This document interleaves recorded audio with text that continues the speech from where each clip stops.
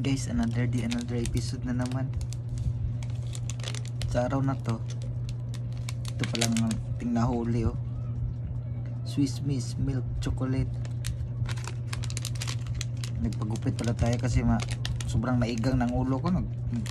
Nagpapagupit na ako kasi hindi ko na maagwanta yung kaigang eh. Dahil ko pa is life. Tirahin natin to, katirahin ito ng iba. Nihinayin lang natin sa pagbubuhos ng sumag natin, baka masyadong mayabo.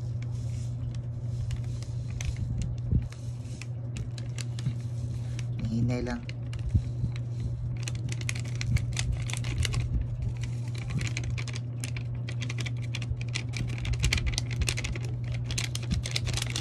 Sana may kape din kayo dyan para masabayan nyo ko sa hapon at sa pagkakape ba.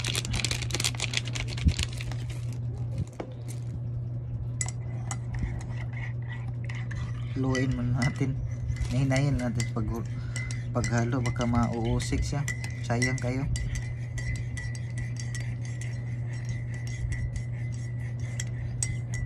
Buti ngayon tahimik yung paligid tulad kahapon.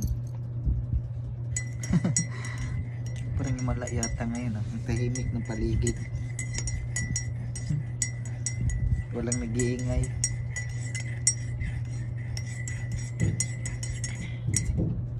Tikman na natin ano kayong lasa nito. Kayo kung hindi pa kayo nagkakape, subukan nyo rin to oh. Swiss Miss Milk Chocolate, mabango. Basta ang mga Swiss Miss talaga, grabe, panalo. Tikman na natin ang lasa nito. Grabe, malasam talaga yung chocolate. Grabe.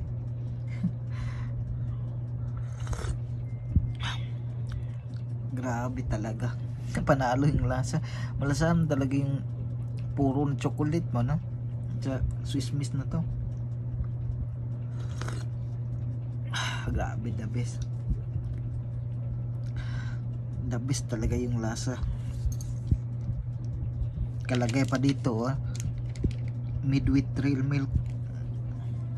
Itong gatas. Grabe, panalo. The best talaga.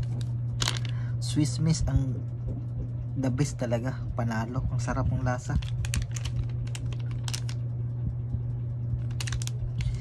Kaya pala premium pala yung mga ingredients nito.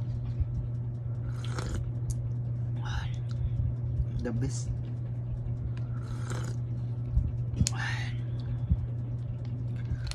Sa Pilipinas lang pala to gawa tong Swiss Miss na to, sa Universal Robina.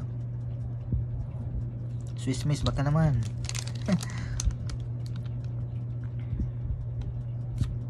Swiss Miss the best talaga yung lasa niya, panalo. Hindi ka magsisisi sa lasa, kaya highly recommended pa rin to Swiss Miss. The best.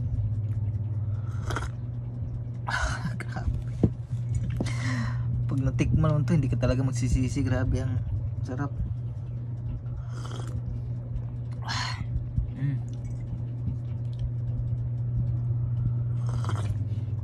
Sobra panalo talaga yung lasa.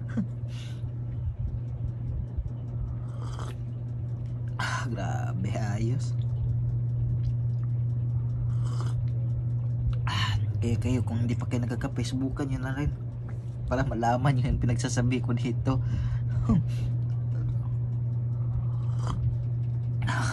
Grabe.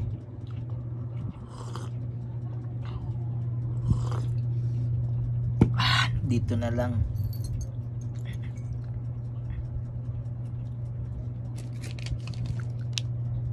Swiss Miss.